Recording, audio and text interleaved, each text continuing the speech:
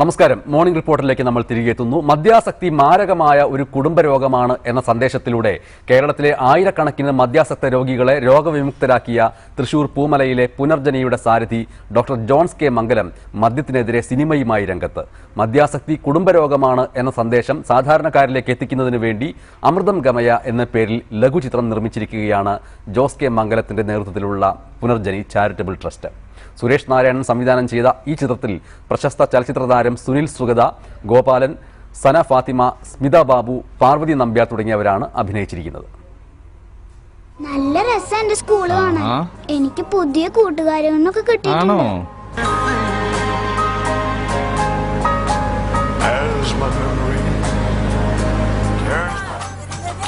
മോളെ മോളെ പപ്പ ഇപ്പൊ വരാട്ടാ. ഒരു 5 മിനിറ്റ് ഉടനെ തിരിച്ചു വരാം.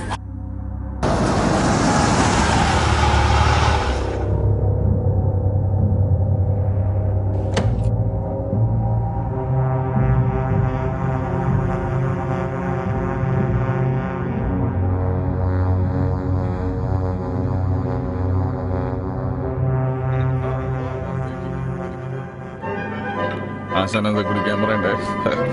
എനിക്കൊന്നും മതി.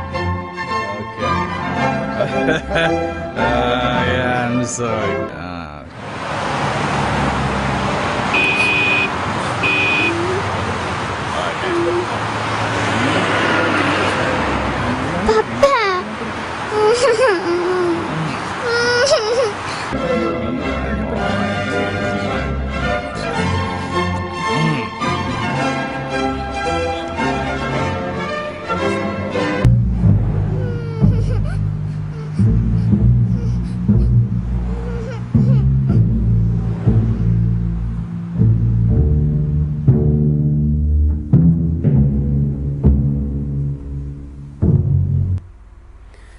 ഈ സിനിമയിൽ നിന്നുള്ള വളരെ ചെറിയ രംഗം മാത്രമാണ് നമ്മൾ കണ്ടിട്ടുള്ളത്. വളരെ ദൈർഘ്യമേറിയ ഒരു സിനിമയാണത്.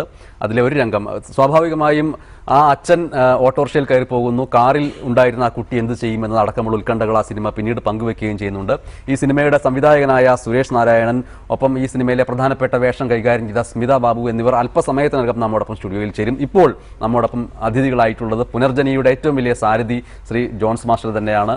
ഒപ്പം ഈ സിനിമയിലെ ഒരു അമ്മവേഷം കൈകാര്യം ചെയ്ത സന ബാബു നമ്മോടൊപ്പം അതിഥിയായിരിക്കുന്നു. ജോൺ മാഷ്, ഈ ഒരു സിനിമ ഉണ്ടാക്കാൻ എന്താണ് പ്രേരണ? കാരണം താങ്കളുടെ പ്രഭാഷണങ്ങൾ മനോഹരമാണ്. അത് കേൾക്കുന്ന എല്ലാവർക്കും മദ്യാസക്തിയെക്കുറിച്ചും അതുണ്ടാക്കുന്ന വിപത്തുകളെക്കുറിച്ചും മനസ്സിലാക്കാൻ പ്രയാസമില്ല. പക്ഷെ അവർക്കെല്ലാം പുനർജനിയിലേക്ക് വരേണ്ടി വരുന്നു താങ്കളുടെ സംഭാഷണം കേൾക്കാൻ. അപ്പോൾ ഇങ്ങനെ ഒരു സിനിമ ഉണ്ടാക്കുന്നതിലേക്ക് പ്രേരകമായിട്ടുള്ള എന്താണ്? നമ്മൾ മലയാളികളെ സംബന്ധിച്ചിടത്തോളം സാക്ഷരരാണ് എന്നൊക്കെയാണ് പറയാറെങ്കിലും സത്യത്തിൽ ഈ മദ്യാസക്തി എന്ന് പറയുന്നൊരു രോഗമുണ്ടെന്നുള്ള കാര്യം പൊതുവെ മലയാളിക്ക് അറിയില്ല. അതുകൊണ്ട് തന്നെ മദ്യപാനികളായിട്ടുള്ള ആൾക്കാരെ വളരെ പുച്ഛത്തോടും പരിഹാസത്തോടുകൂടിയും അല്ലെങ്കിൽ ഒരു തമാശ കഥാപാത്രമായിട്ടാണ് കേരളത്തിൽ എല്ലാവരും കാണുന്നത്. അപ്പം അങ്ങനത്തെ ഒരു സാഹചര്യത്തിൽ ഇതിൻ്റെ എല്ലാ വശങ്ങളും അനുഭവിച്ചറിഞ്ഞിട്ടുള്ള ഒരാളെന്നുള്ള നിലയ്ക്ക് ഇതൊരു രോഗമാണെന്ന് സാധാരണ ജനത്തിന് മനസ്സിലാവുകയാണെങ്കിൽ തീർച്ചയായിട്ടും രോഗത്തെക്കുറിച്ച് അധികം കോൺഷ്യസ് ആയിട്ടുള്ള മലയാളികൾ ഈ രോഗത്തിൽ നിന്ന് എങ്ങനെ രക്ഷപ്പെടുക, എന്താണ് ഈ രോഗം എന്നൊന്ന് അറിയുകയാണെങ്കിൽ കേരളത്തിലെ ജനസംഖ്യയിൽ ഇപ്പോൾ ഉള്ള മദ്യപാനികളുടെ എണ്ണം അത് വളരെയേറെ കുറയ്ക്കാൻ പറ്റുമെന്ന് തന്നെയാണ് ഞങ്ങളുടെ വിശ്വാസം. അപ്പോൾ അതിൻ്റെ ഭാഗമായിട്ട് ഏറ്റവും കൂടുതൽ ജനശ്രദ്ധ ആകർഷിക്കാവുന്ന ഒരു മീഡിയ എന്നുള്ള നിലയ്ക്ക് ഒരു ഡോക്യു ഫിലിം ചെയ്യുകയാണെങ്കിൽ, അത് ഫ്രീ ആയിട്ട് ഡിസ്ട്രിബ്യൂട്ട് ചെയ്യുകയാണെങ്കിൽ, അത് ഇൻ്റർനെറ്റിലൂടെയും മറ്റ് ഫ്രീ ആയിട്ട് ഞങ്ങൾ അവിടെ നിന്ന് പോസ്റ്റലായിട്ട് അയച്ചു കൊടുക്കും. അപ്പോൾ അങ്ങനെ സ്കൂളുകൾ, കോളേജുകൾ, അങ്ങനെയുള്ള എല്ലാ മേഖലകളിലും ഈ ഒരു മെസ്സേജ് എത്തിക്കാൻ കഴിയുകയാണെങ്കിൽ തീർച്ചയായിട്ടും ഇതിലൊരു വലിയ വ്യത്യാസം വരുത്തിക്കാൻ പറ്റുമെന്നാണ് ഞങ്ങളുടെ വിശ്വാസം. അതിന് മറ്റൊരു കാര്യം, പല ഡോക്ടർമാരും ഈ പറയുന്ന മദ്യാസക്തി അല്ലെങ്കിൽ ആൽക്കഹോളിസം എന്ന് പറയുന്നൊരു രോഗമുണ്ട് എന്ന് പറഞ്ഞു കൊടുക്കുന്നതിന് പകരം ഏതെങ്കിലുമൊക്കെ തരത്തിലുള്ള ഗുളികകൾ കൂടുതലുള്ള ചികിത്സകളാണ് നമ്മുടെ കേരളത്തിലെ ഡി അഡിക്ഷൻ സെൻ്ററുകളിൽ നടക്കുന്നത്. അവിടെയൊക്കെ വലിയ മനുഷ്യത്വരഹിതമായിട്ടുള്ള ചികിത്സാ രീതിയാണ് അനുവദിച്ചു വരുന്നത്. തന്നെയല്ല, ഏറ്റവും കൂടുതൽ ഹ്യൂമൻ റൈറ്റ്സ് വയലേഷൻസും ഇത്തരം ഡി അഡിക്ഷൻ സെൻ്ററുകളിലാണ്. അതേസമയം ഞങ്ങൾ പറഞ്ഞുകൊണ്ടിരിക്കുന്നത്, കഴിഞ്ഞ 12 കൊല്ലമായിട്ട് ഞങ്ങൾ പറയുന്നത്, ഇതിൻ്റെ ഒന്നും ആവശ്യമില്ലാതെ ജയിലിലൊന്നും തടവിലിടാണ്ട് വലിയ മരുന്നൊന്നും കൊടുക്കാതെ തന്നെ ബോധവൽക്കരണത്തിലൂടെ ഈ പറഞ്ഞ മദ്യാസക്തി എന്ന് പറയുന്ന രോഗത്തിൽ നിന്നും രക്ഷപ്പെടുത്തിയെടുക്കാൻ പറ്റുമെന്നാണ്. അങ്ങനെ ആദ്യമായിട്ട് കേരളത്തിൽ ഒരു പുതിയ സന്ദേശം എത്തിച്ചിട്ടുള്ളത് പുനർജനിയാണ്. അതുകൊണ്ട് തന്നെ ഈ ഡോക്യു ഫിലിം അത് കഴിയുന്നത്ര ജനങ്ങളിൽ എത്തിക്കുമ്പോൾ കേരളത്തിൽ കാര്യമായിട്ടുള്ളൊരു വ്യത്യാസം ഈ മദ്യാസക്തരുടെ ജീവിതത്തിൽ ഉണ്ടാക്കിയെടുക്കാൻ പറ്റും. അവരുടെ കുടുംബത്തിലും അതുപോലെ വ്യത്യാസം വരുത്താൻ പറ്റും. കാരണം ഇതൊരു കുടുംബ രോഗമാണെന്നാണ് ഞങ്ങൾ വിശ്വസിക്കുന്നത്. ഭാര്യയും മക്കളും അച്ഛനും അമ്മയും ഒക്കെ ഈ കാര്യം മനസ്സിലാക്കിയാൽ മാത്രമേ ഈ രോഗത്തിൽ നിന്ന് അവരെ രക്ഷപ്പെടുത്തിയെടുക്കാൻ പറ്റൂ. അതിനുള്ളൊരു ശ്രമം എന്നുള്ള നിലയ്ക്കാണ് ഞങ്ങൾ ഇങ്ങനെ ഒരു ഡോക്യു ഫിക്ഷൻ ചെയ്യാനായിട്ട് ഉദ്ദേശിച്ചത്. അത് ഇപ്പോൾ നല്ല രീതിയിൽ ഡിസ്ട്രിബ്യൂട്ട് ചെയ്തുകൊണ്ടിരിക്കുന്നുണ്ട്. ഈ പരിപാടി കാണുന്ന ഒരുപാട് പേര് ഇത് ആവശ്യപ്പെടുകയും അത് ഞങ്ങൾ ഫ്രീ ആയിട്ട് നൽകുകയും ചെയ്താൽ നമ്മുടെ കേരളത്തിൽ മൊത്തം തന്നെ ഇത് വ്യാപരിക്കുകയാണെങ്കിൽ തീർച്ചയായിട്ടും ഒരു വലിയ വ്യത്യാസം ഉണ്ടാക്കിയെടുക്കാൻ പറ്റും. ഫ്രീ ആയിട്ട് നൽകുന്നു, ഫ്രീ ആയിട്ട് കൊടുക്കും. സനയെ സംബന്ധിച്ചിടത്തോളം ഇതിലൊരു കഥാപാത്രത്തെ ചെയ്യുന്നു. എങ്ങനെയാണ് ആ ഒരു കഥാപാത്രം, ഒപ്പം തന്നെ ഈ കഥാപാത്രം സനയെ തേടി എത്തുന്നത് എങ്ങനെയാണ്? എത്രത്തോളം പ്രതിഫലിപ്പിക്കാൻ കഴിഞ്ഞു ആ കഥാപാത്രത്തെ?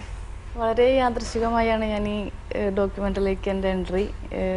സംവിധായകൻ സുരേഷ് നാരായണൻ ആളുടെ ഒരു കണ്ടെത്തലാണ് ഈ ഒരു കഥാപാത്രത്തെ. ദൈവത്തിൻ്റെ അനുഗ്രഹം കൊണ്ട് ജോൺസൺ മാഷിൻ്റെ നല്ലൊരു ഡോക്യുമെൻ്ററി, മദ്യപാനത്തിനെതിരെ ചെയ്യുന്ന നല്ലൊരു ഡോക്യുമെൻ്ററിയിൽ ഒരു ഭാഗമാവാൻ, മുഴുനീള ഭാഗമാവാൻ പറ്റിയതിൽ വളരെ. അല്ല, അതിലെ ഒരു പ്രത്യേകത എന്ന് പറഞ്ഞാൽ ഈ ഇരിക്കുന്ന ജോൺസ് മാഷ് എന്ന് പറയുന്ന ഒരിക്കൽ മുഴുക്കുടിയനായിരുന്നു.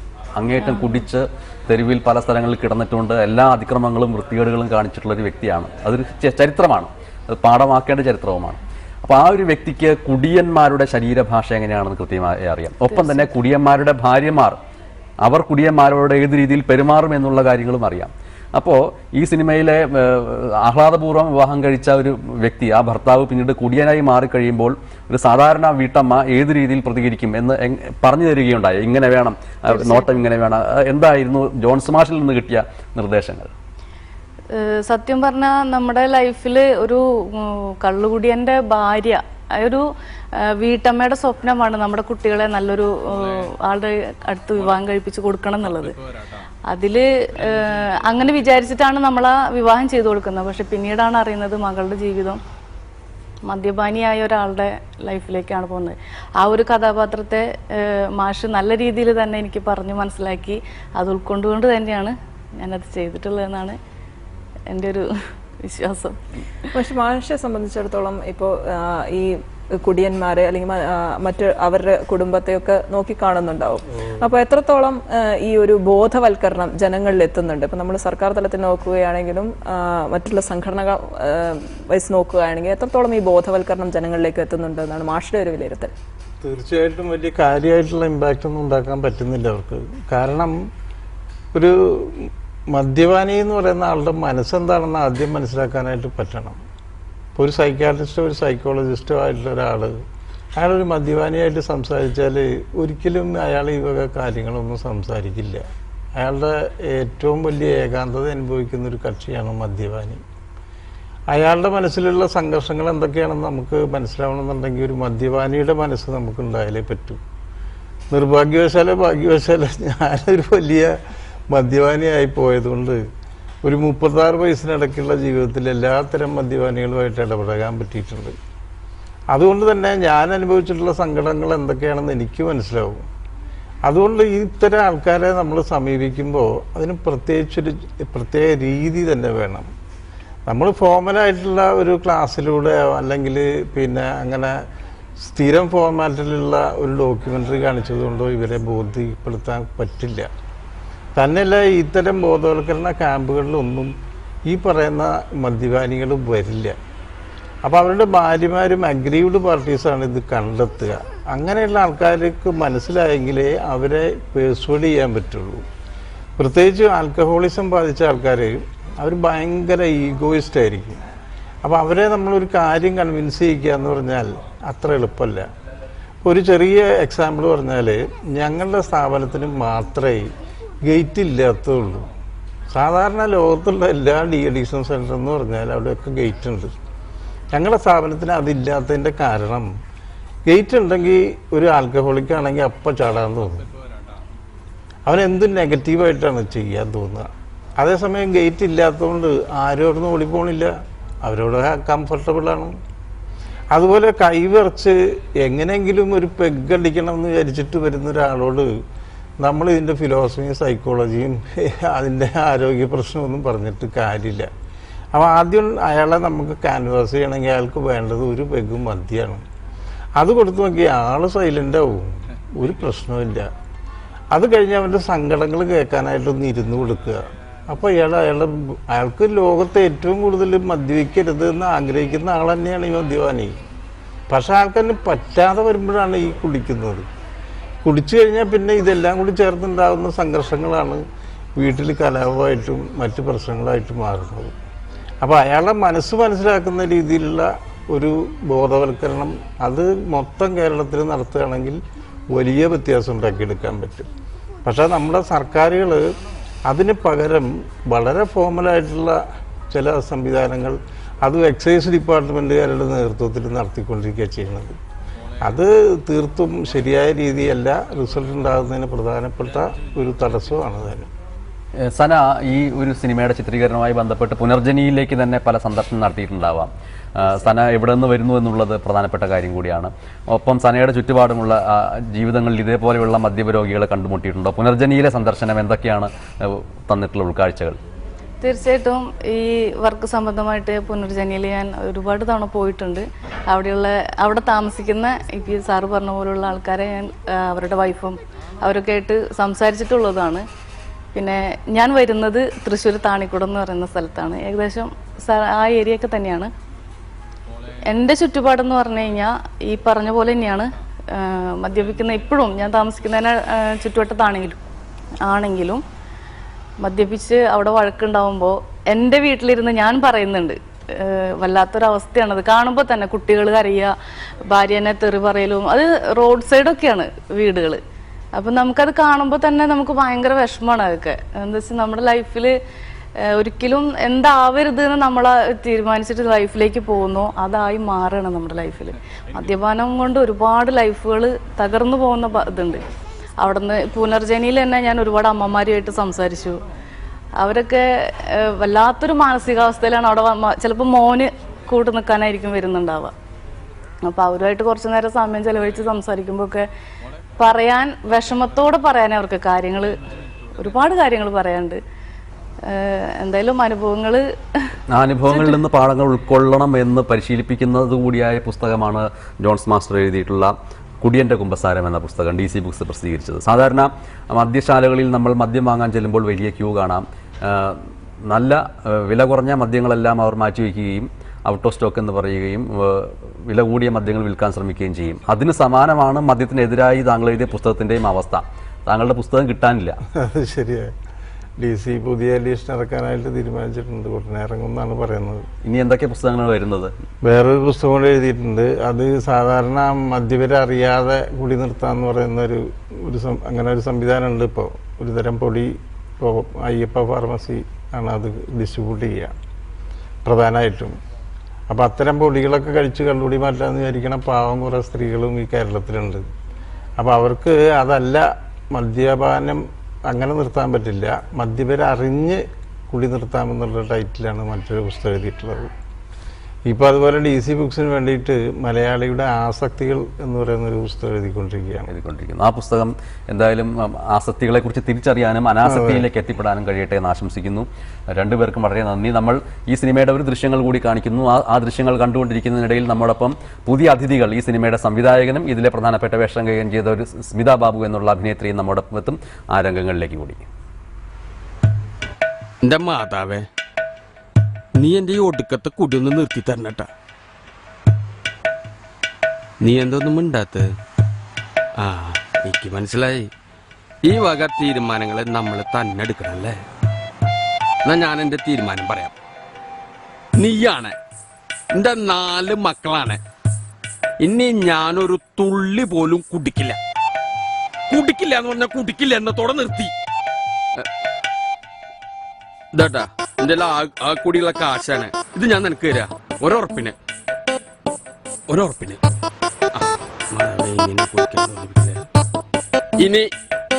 ഇനി ഞാൻ കുടിക്കില്ല, തീരുമാനിച്ചു കഴിഞ്ഞു. കൊറേ ദിവസമായിട്ട്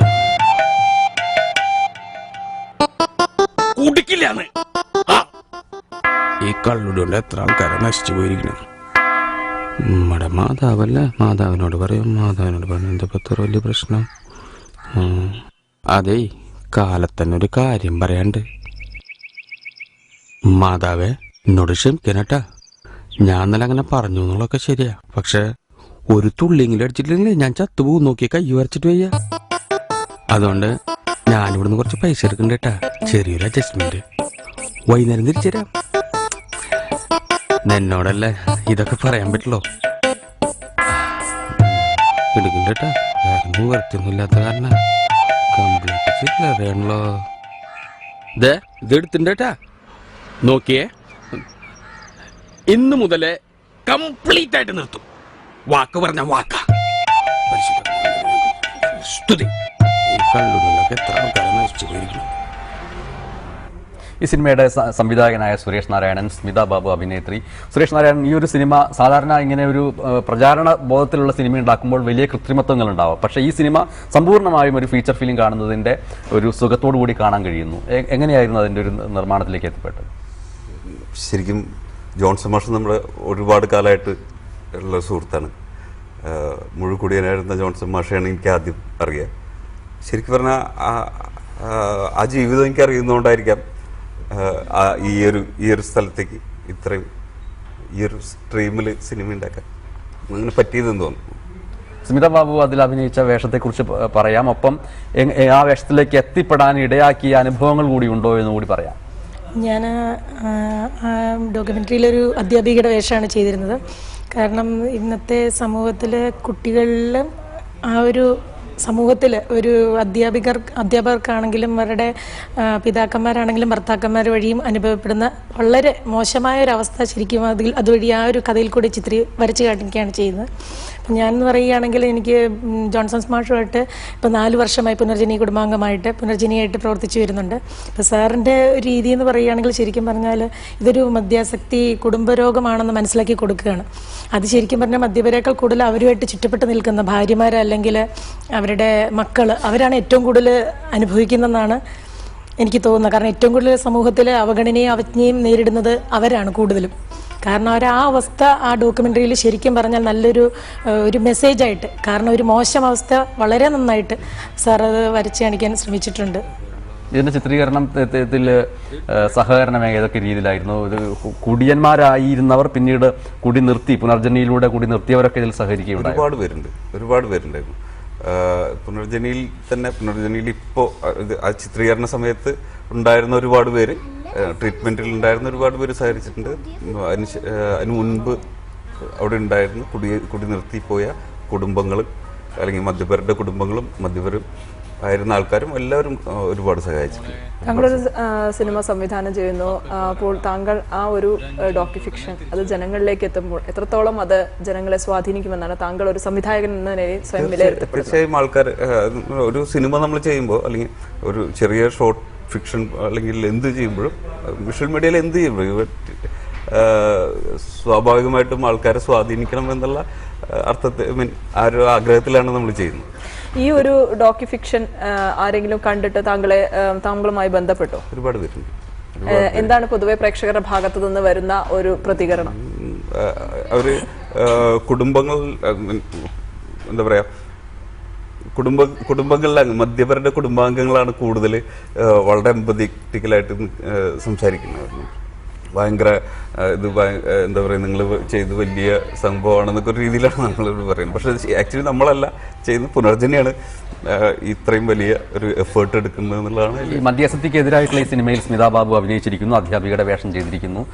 പുനർജനി കുടുംബാംഗം എന്ന് പറയുമ്പോൾ സ്വാഭാവികമായും സംശയം തോന്നും, സ്മിതയുടെ ഏതെങ്കിലും ബന്ധുവോ മറ്റോ മദ്യപാനത്തിന്റെ അടിമയായിരുന്നോ, അതിൽ നിന്ന് രക്ഷപ്പെട്ടു വന്നോ, അങ്ങനെ അനുഭവങ്ങൾ ഉണ്ടായിട്ടുണ്ട്? തീർച്ചയായിട്ടും ഉണ്ട്. കാരണം അതുകൊണ്ട് തന്നെയാണ് ഞാൻ ആദ്യം പറഞ്ഞത്, കാരണം പുനർജനിയുമായിട്ട് 4 വർഷത്തെ ഒരു ഇതുണ്ടെന്ന്, കാരണം ആ ഒരു ബന്ധമുണ്ടെന്ന്.